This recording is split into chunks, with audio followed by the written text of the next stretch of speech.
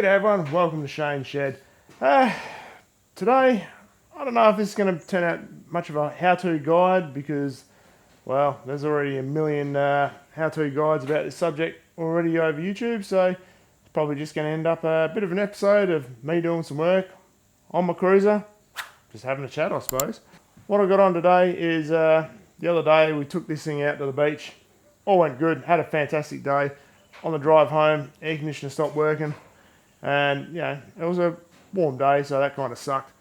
But it turned out it was just the AC belt had decided to shred. So, you know, we'll get rid of that and let's just throw some new belts on it. So I guess that is in the bin. Missed. Well, look, I guess getting under here, the first thing I'll probably notice is a bit of oil on the panhard support link. I think that's just left over from when I done the power steering pump.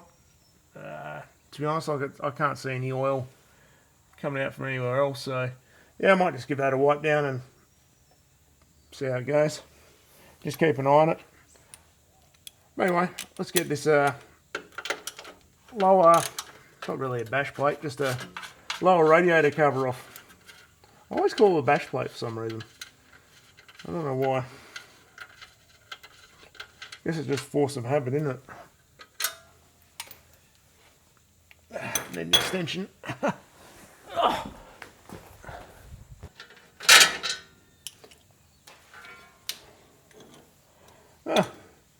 There's a piece of AC belt.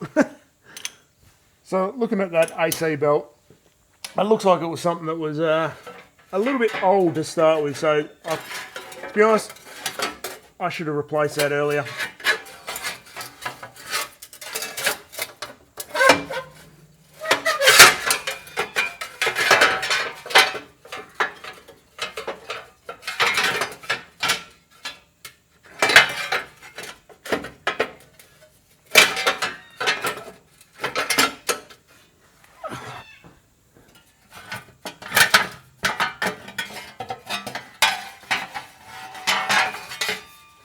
Made that harder than what needed to be.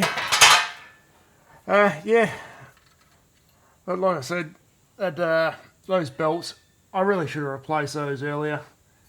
But that's one of those things I was like, this should be okay. There's a little weep from that power steering pump, which is probably why that there is a little bit wet. And it's just weeping from the suction hose into the power steering pump. Yeah, no biggie. I might be able to just tighten that hose clamp up while I'm here. See how it goes. Don't you hate it when you just put a tool down somewhere? I didn't put it down somewhere. I just left it up in the spot. So yeah, a little bit of I can get a few turns on this hose clamp on this power steering pump. So that's probably why it's weeping a little, I guess. Put a bit of tension on that feels a bit tighter. Yeah. We'll see how that goes. Just keep an eye on it. But in the meantime, I've got to back off that the alternator. I can't remember what size tools it is. What's that? 12mm. I'll just get a 12mm ring. It's probably going to be easier.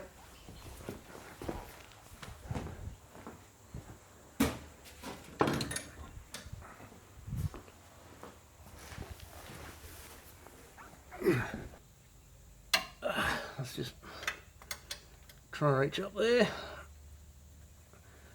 So I'm just going to do the alternator belt first because, well, that's the inside one. So you need to take the AC belt off to get to this one anyway. While the AC belt's already off, I don't have to do much. Just a matter of backing that bolt off, the adjuster, and we'll rip them out. It's a bit easier up the top to move that alternator in. Can't really push it in from the bottom. I'll do it from the top. It's been a little while since I've pushed this in, but just get it by hand.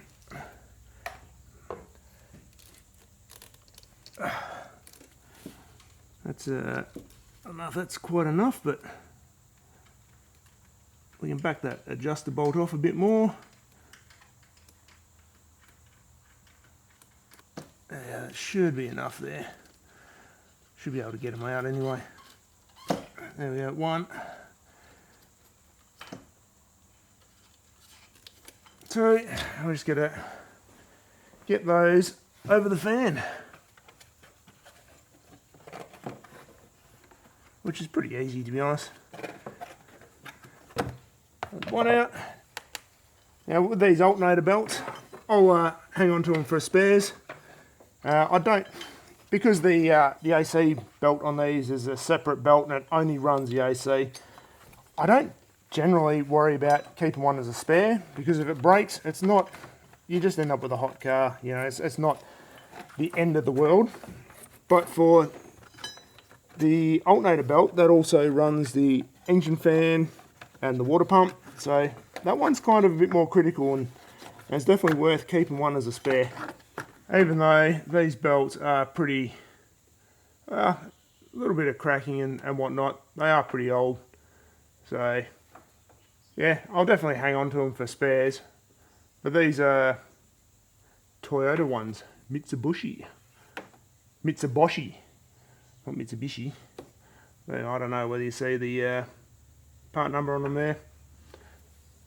Anyway, we'll throw some new ones on. I'm just using some Dacos. That'll do. Sometimes it's always a good idea just to have a check with the old belts, make sure they're still about the same, but they will be fine.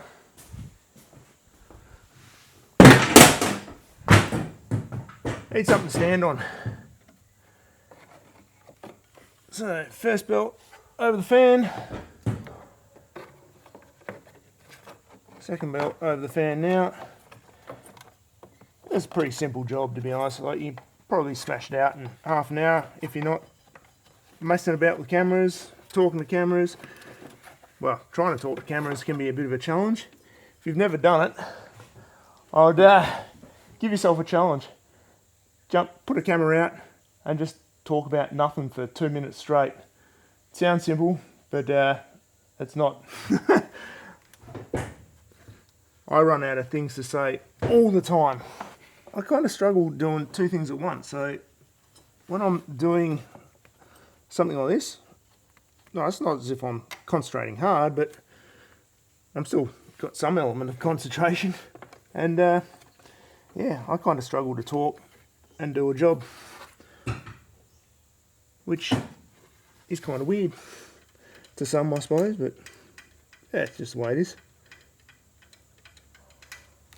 Let's try and get a bit more movement on that alternator. New belts obviously haven't stretched like old ones. Alright, well, that alternator belt is back on. I just need to tension up, so back on the car, and we can release the tensioner on the AC belt and get that on while we're underneath as well. So yeah, let's get that by tensioned up. Alrighty, tighten that tensioner bolt up, and I'll just put some tension on that alternator. I always check the belt tension from the longest span of the belt, which is from the, in this case, from the water pump across the alternator, and there's still a fair bit of slack there, so a little bit more. Alright, let's give that a feel. Yeah, I reckon that's alright. Feels good to me.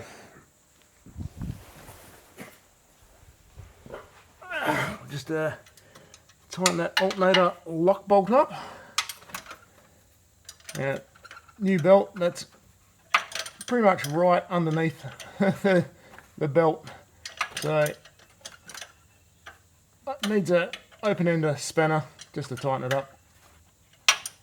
No real big deal there. There we go, it's tight. Alrighty, alternator belt tensioner should be able to get with the same 12mm, can we? No, of course not, because that would be too simple, wouldn't it? I think that's 14 maybe. 14 there, and a 14 there. I might just go get my ratchet ring spanner. Alrighty, try again. Ow! Back off the tensioner. And we'll just back off that lock nut, or the tensioner adjuster. I'll back that off as far as I can because this is kind of easy to move, this one. Where's that new belt gone? Up the top, of course. So new belts can suck at times, especially when they want to hold the position from when they've been packed in their little package thing and stored, and you just want to run it around your pulleys, and it just wants to hold its shape. Like right now, and it jumps off a pulley, drops dirt in your eye. Oh my fucking god. Let's get on that bloody pulley, will you? Might try from the top to get it on. Yeah, why didn't I do that in the first place? Yeah, it's just a matter of getting that tensioner up and off. Come on, up you go. A bit more. Like halfway across the tensioner, my adjustment bolt, and still needs a lot more. There we go. I can bring that down again. And the GoPro's run out of battery. That's great. Maybe we'll go stick that on charge. Let's do that now while I'm thinking about it. But you know what? The GoPro may have gone flat, but the big camera's still got heaps of charge. And that one's kind of important to me because that's the one that I run all my audio through. So you guys get a better sounding video, which I only got last year, believe it or not. I've been running YouTube for, geez, what was it, 5 years now? And yeah, it took me a long time to get better audio. I'm sorry, but I can't really make tightening up an AC belt any more interesting than what it actually is. Alrighty, that feels okay. So I might just nip that up now. I'm just going to go up the top, give it a double check again on that longest span. And it feels okay from here. See what it feels like up the top. Oh, I need my little box to stand on.